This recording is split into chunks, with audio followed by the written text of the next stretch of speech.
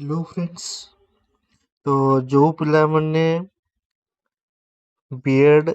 Entrance में apply करथिले central BEd रो entrance में अप्लाई करथिले तो तांकर डेट एक्सटेंड हो ठीक अछि। तो तुम माने जानिथबो जे तुमरो जो डेट थिला देखि पछो जोटा कि तुमरो 14 डिसेंबर स्टार्ट हे कि 14 जनवरी पर्यंत तुमरो ऑनलाइन एप्लिकेशन फॉर्म पाई थिला एवं तुमरो लास्ट डेट मते 14 जनवरी पर्यंत थिला ठीक अछि पिला माने।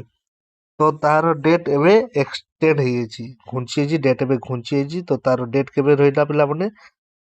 एटा होची तुम डेट देखि पाछो तुमर लास्ट सबमिशन डेट होची तुमर 20 तारिख दिन ठीक पिला माने 20 तारिख दिन होची तुमर लास्ट डेट रहिची। तो जो जो पिला माने अप्लाई करि ना हो बा वेट करिथिले अप्लाई करिवा पई कारण तुम हाथ रे मात्र 2-3 दिन मात्र टाइम अछि अप्लाई कर दियो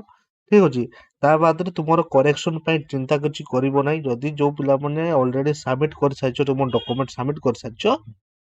तो तुमरो 23 जनवरी रु 25 जनवरी भितर तुमरो डेट रहउची ठीक अछि पिला माने 23 जनवरी रु 25 जनवरी भितर तुमरो डेट रहउची करेक्शन डेट तो ताहा मध्ये करेक्शन तुमे करि परिबो आउ तुमे माने जानिछो पिला माने किछि किछि जिंस अछि जोडा कि तुमे करेक्शन करि परिबो नाही जेमति तुमरो ना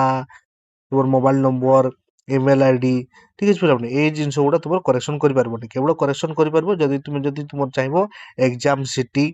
किबा तुमरो जदी क्वालिफिकेशन डिटेल्स